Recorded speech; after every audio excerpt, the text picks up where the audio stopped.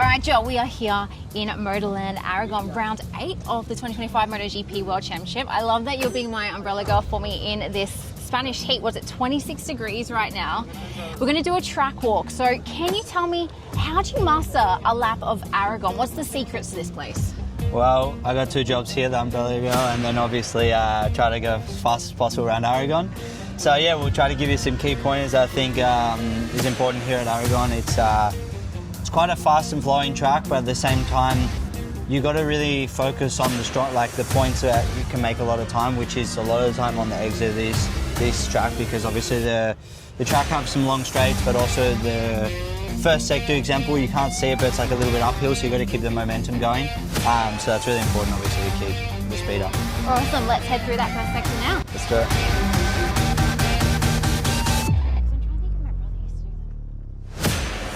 Okay, question, do you play these tracks on like PlayStation or anything, or is it because you've ridden these before for so many years you're quite used to them, that you know them? Yeah, exactly. Like I used to play the PlayStation a fair bit when I first came to World Championship to know the tracks, or like if I'm going to a new track, like next year we go to Brazil, and then obviously Bruno will be the first time for me as well, so then I'll use the PlayStation to know a little bit more of the track. Yeah.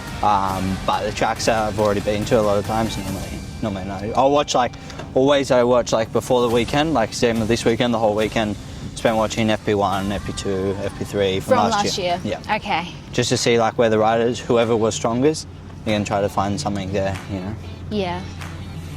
So let's talk about this first corner here, because we're heading into that first sector, and like you mentioned before, it is slightly uphill, something that us, the viewers at home, we don't really get to see. Are you having to change much for that slight elevation then? Yeah, for sure. Like mentioned, you want to keep the momentum up as best as possible. An example, like from turn 1, it starts to go upwards the whole way into, I think, like probably corner 6, 7. So you want to keep that momentum going the whole time. You want to try to stay on the gas as much as possible. You know, like as in sometimes we'll shut the gas to obviously turn the bike better, but in this sector maybe it's better to keep the gas on a little bit just to be able to keep that momentum up, even though it's a bit more difficult to turn. The benefit of keeping the speed up is more important at this sort of part of the track. We spoke a little bit before about the asphalt, the surface, because last year it was a new surface, so tyre degradation would have been like crucial here, right? Like, how do you go this year? Because the surface has been used, obviously it's a year after. Is that first session so crucial just to feel what's happening there? Exactly, and the first session here for us will be like to understand how is the tyre degradation compared to last year, because last year obviously like I said was massive, and now this year maybe is not as bad, so then it changes the tyre choice for us. So tomorrow morning you'll have a pretty clear idea straight away after the FP2, let's say, or the P1 or whatever you want to call it. You'll have more clear what tyre choice you'll go for the race, or at least what you're going to continue working on over the weekend, because you know we only have 3 practices, so you got to decide by pretty much the second practice what you're going to race on to be able to do race distance on both tyres. Yes. So it's a little bit of a gamble. So much that happens behind the scenes that we don't get to see, right? Because we think, oh, you're just going out, maybe changing a few settings on the bike here or there, but there's so many other components that go into it that you're having to then relay back to your team to help you decide for the right choices, right? Yeah, exactly. Like as in, there's not just one thing, you know, we focus a lot on the tyres, but also at the same time, we get more tyre wear depending on the setup. So if it's not too bad and you're just missing a little bit of tyre degradation, you can change the setup to make it a little bit easier on the tyres and be able to run that tyre that you prefer. Yeah. But yeah, a lot of stuff goes into making the decision for the race day, I guess. Yeah, so like example here on the track, we'll look at like this here, how there's a patch. Yeah. So we'll be able to take in that to account, just like things you wouldn't notice straight away. And like now in World Championship, it's so important to be on the pace after 4 laps already. So if you have to spend 2 laps finding out this, you're already losing time, you know. And so that's the little things, the little details that you're looking for when you're doing these track walks on a Thursday. Exactly. Yeah. But you can see like it's quite uphill here. Yeah. Goes up and then down. Yeah. Do you have a preference for a style of track, like a track that has elevation and stuff? Do you like more than just like a flat track? Exactly, yeah. I way prefer elevation. Example like Portugal, Portimao, I love that track because it's just so up and down. It's so interesting, so fun. Yeah. Also like obviously I like the fast and flowing tracks similar to Phillip Island. Maybe it's because what you grow up riding in it, but it's for me it's more interesting, more fun.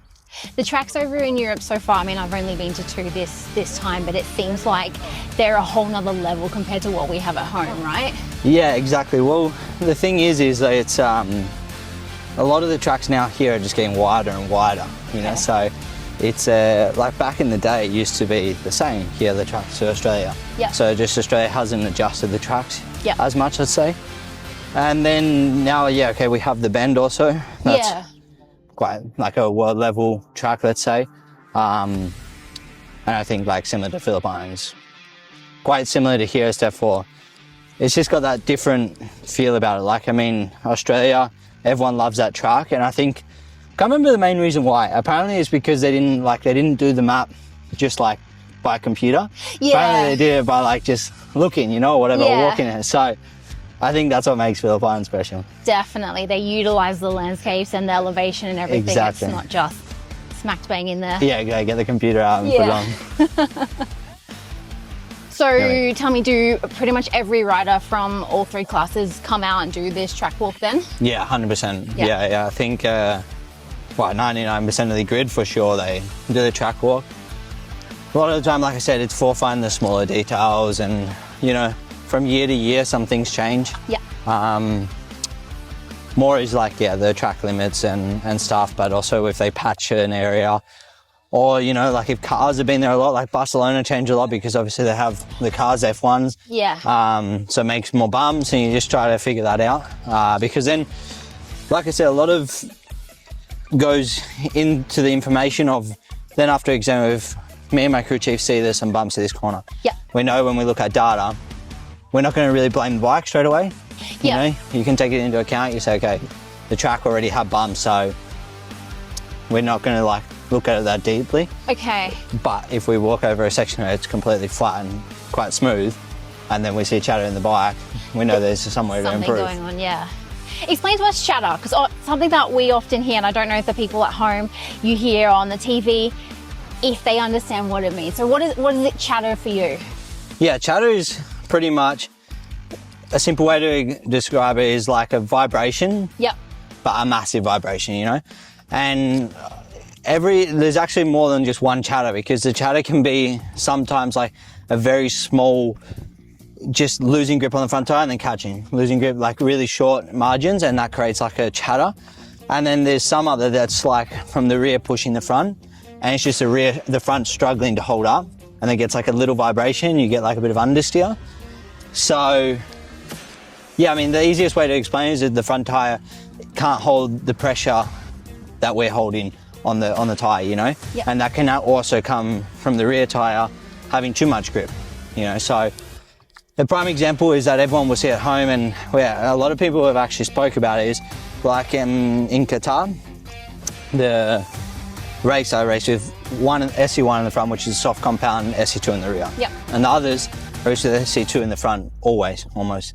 99% of the grid rides with the SC2 in the front, the harder compound. Okay. But I prefer the SC1 in the front because I get less chatter, but at the same time it's all about riding style, because I get less but the others get heaps more. Yeah. And I don't have any issue with the tyre wear of it, so for me I try to always run the one. I rarely use the SC2 in the front. Ah, interesting. There you go, a little insight there, guys. When you're hearing Matt Burt on the grid talk about the tyre wear for each rider, just know Joel's always got the one. Exactly. Everyone always asks me, all the riders, what are you going to use tomorrow? It's always out. Topic. And I'm like, I told you, every single time I'm going to use the one. I think I've used the 2 like once, and it was here last year that I used the 2 in the front, yeah?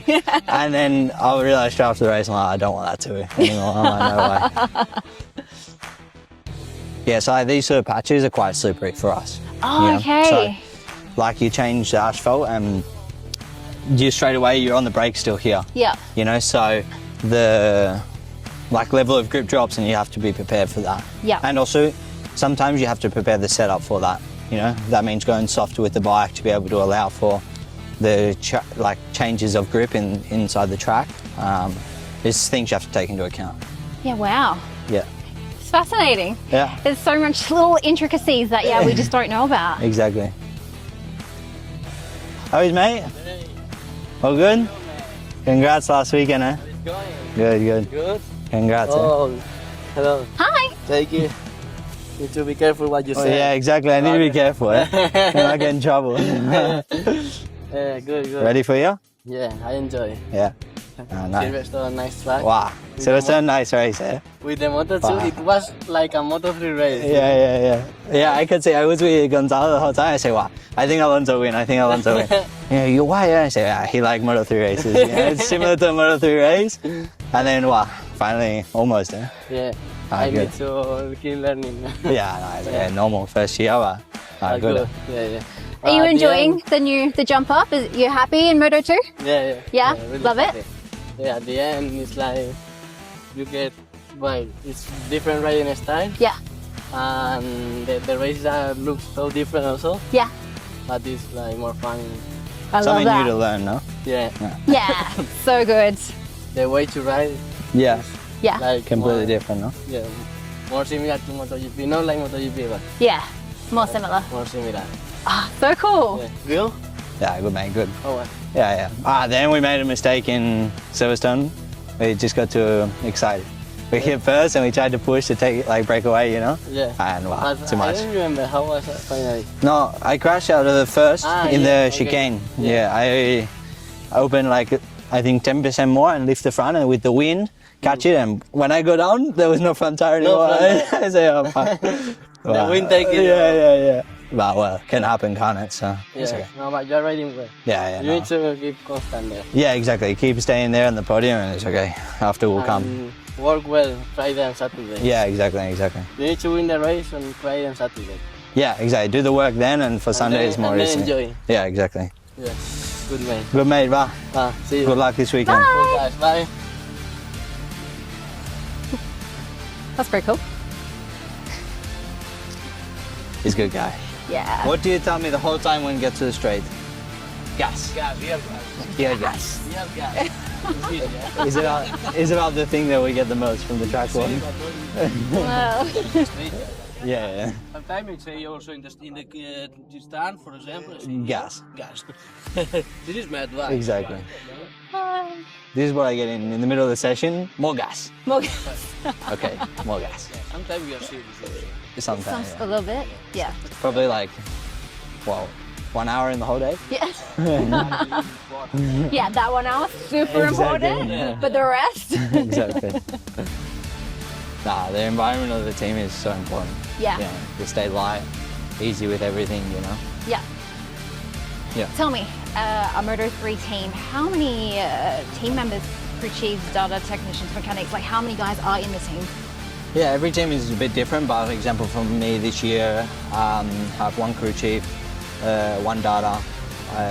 The team owner is also an ex-rider, so he's like a rider coach and a rider assistant on the track. And we have 2 mechanics.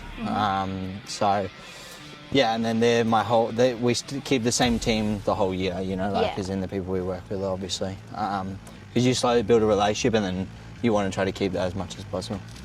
Oh. How is mate? All good? Good.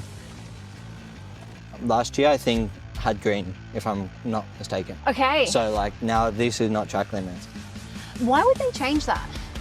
Because maybe when you go over the curb, Yeah. so if you come to the curb, if it's quite a big curb, you lose more time going that far out, you know what I mean? Because you kind of jump a little bit. Stop here, you're just talking about the curb. I don't know if we can bring the camera down to see this, but there's actual elevation here. This is the stuff on TV we don't get to see, and you see a little do-do-do-do as you guys go over, but it's not something that you're understanding. So that's why they change it. So if you go over that, you're probably going to lose more time. Yeah. Also, we run the risk of breaking the wheels. Over that because of the impact. More if you go over it and then you come back. So okay. it's most of the time you try not to. Trying not to do that. Yeah, and you can't do it every lap because for sure you're going to get a problem at some point. Right. That's what the biggest difference I probably noticed from myself, example, compared to the others would be always the Europeans are testing the limits of the track and stuff like that a lot more than what I do. Okay. I try to, stay within the racing line the whole time. Yeah. We got like example. So I just remember preference for you to do that? Yeah, it's just preference. I just don't normally. I don't normally. I don't know. I don't find like I need to. Like I feel like I can test the limits without going off the track. You know. Yeah. But saying that works for everyone differently. You know, like the Europeans maybe prefer to risk it and go over the curb, and then they know the next lap they can't do as much. Yeah, okay. Yeah. Insights. Yeah. Insights is the mind of Joel Kelso. So now we're starting to see that elevation going down the hill. Yeah. So like here would be like a really important part of the track as well. It's a really tight chicane going downhill. So the downhill is obviously makes it more difficult to stop. Like, and it's a really tight chicane. So it's like second gear and then you switch to first gear and then switch your direction. Okay. Which is tricky because you have to make sure you have contact in the rear tyre obviously before shifting to first. Yep. And it's sometimes tricky to be able to tell, you know, especially like if you're in race mode and you're trying. So you see a lot of incidents happen at this corner, these next two corners, you know, that's in the chicane. Yeah. And it's super important, the exit, of course, because the next one you will see is like a super fast left-hander. So you want to keep the momentum up for that, you know. Really starting to feel this now as we are going downhill. And I know I keep saying it, but you just don't witness this on the TV. Exactly, yeah. And this is exactly why we do like a track walk, just to jog the memory a little bit of, you know, how is the elevation of the track and all that sort of stuff. Yeah. What are you thinking, like now that we're halfway through this lap, what are you thinking, feeling that the grip's going to be a bit different? Yeah, it should be a lot better because you can see that there's like actual rubber on the track this year. Yeah. But these lines, these black lines you're talking about, they weren't here last year. Yeah, exactly. No, because last year when we came here, they only resurfaced it like a good couple of weeks, you know, before the race. So that's right. Now it's had a whole year of riding on it. Should be 100 times better for sure. I think here they do quite a few track days as well, to be honest. Okay.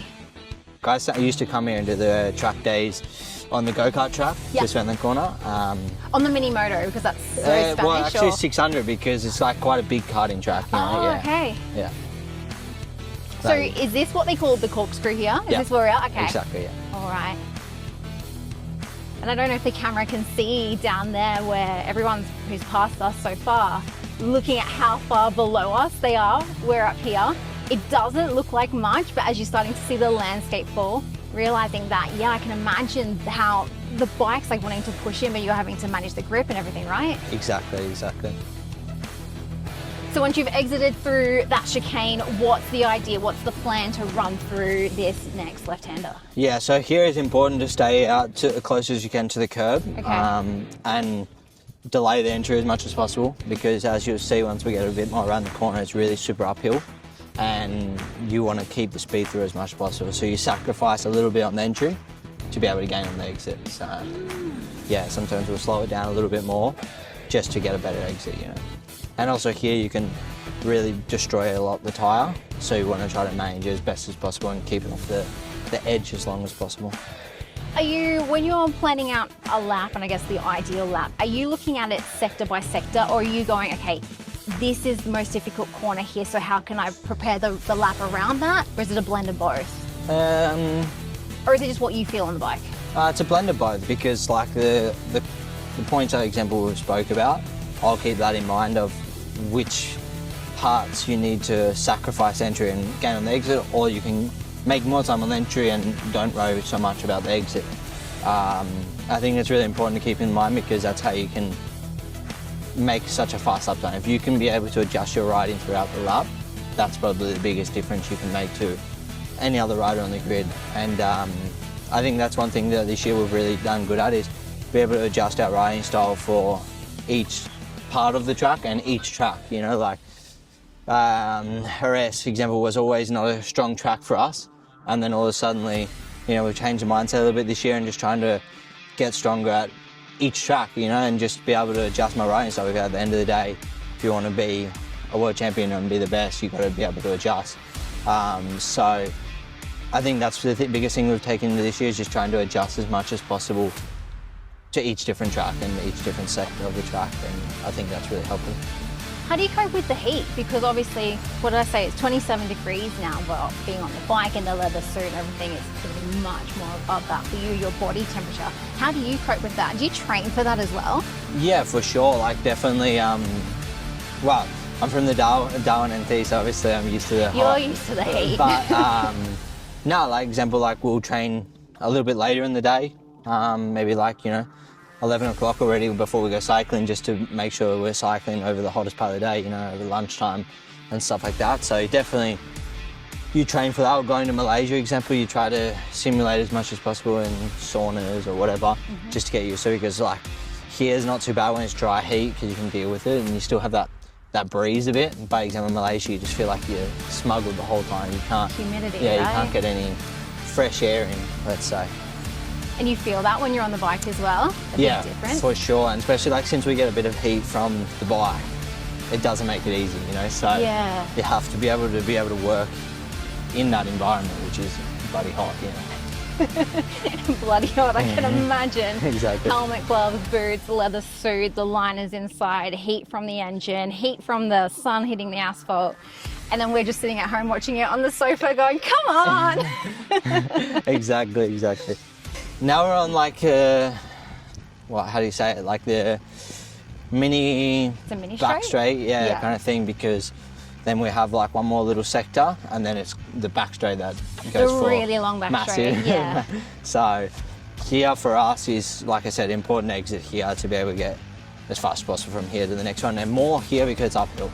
Yeah, you can slowly start to see it again going uphill, right? Exactly, and like we notice it because we have the delta on our dashboard, right? Okay. So like when you exit a corner well, like a qualifying lap, and the next lap, for example, you try to push on again, but you get a little bit worse of an exit. Yeah. You notice all of a sudden you lose 4/10 in one part, and you can slowly see it going down. It's actually a little bit annoying because like maybe you're like 2/10 up, you get a little bit bad through there, and like before you arrive to that next corner, you've lost it and you're 2/10 over what you should be doing. It's like, just lost 4/10 in like one corner. But you really feel that on the bike? You can tell when you've lost those tenths? Yeah, for sure, because the RPMs. Okay. Yeah. So, a lot of the time you feel the RPMs, or you arrive to the rev limiter example a little bit before, like when you put new tyres. The hardest part about the first lap when you're pushing on is to not hit the limiter, because all of a sudden you're arriving to the limiter like, 1 or 2 seconds before you normally would. And for us, that's a lot, 1 or 2 seconds. So when you're on track, say in a session, and actually even in the race, are you watching what the other riders are doing to try and see, I guess, where they're gaining on you or where you're gaining on them? Yeah, for sure. Well, like you would have seen, I do most of the track time alone on track, just to get better as a rider myself. But then, like, if it's a weekend where you can see in sectors, example, I put you example this year with Raider, super fast in some tracks and super fast in some sectors. So I'll go out behind him, Yeah. Obviously, also it plays with his mind a little bit because he doesn't want, the person that's fighting with him in the championship to be behind him.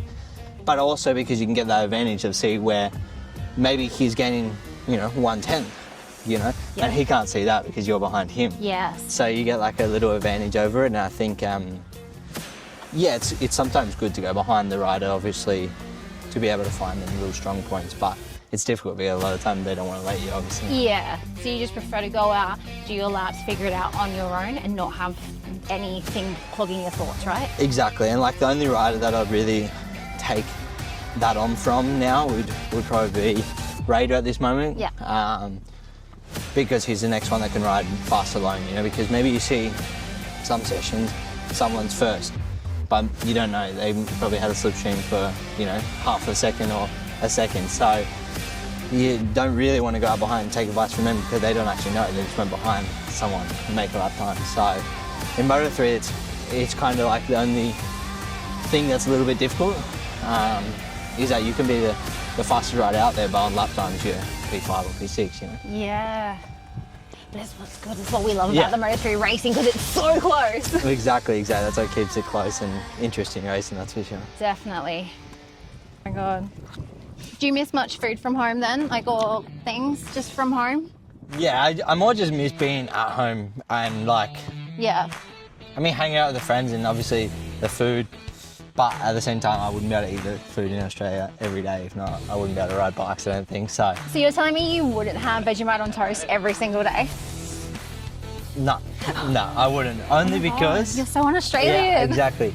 Because I don't like to eat bread because if not, I just get fat. Oh. So I'm like, I'd rather try to stay off the bread. Rolls out the pies, Exactly. the sausage rolls, the lamos. Yeah, pretty much. Chicken schnitzels. Chicken schnitties. If you could bring one food though from home over here. Chicken parm. Really? Yeah, for sure. Wow. The chicken parm, chips and gravy. Wow. That's racist diet right there. Nothing's beating that. So now in this final sector, what are the key points? What are you looking for to then get that drive onto that main straight? Yeah, so here's like one of the most important parts of the track in my opinion, is getting a good entry first to the first chicane, let's say, because that sets you up for the second one.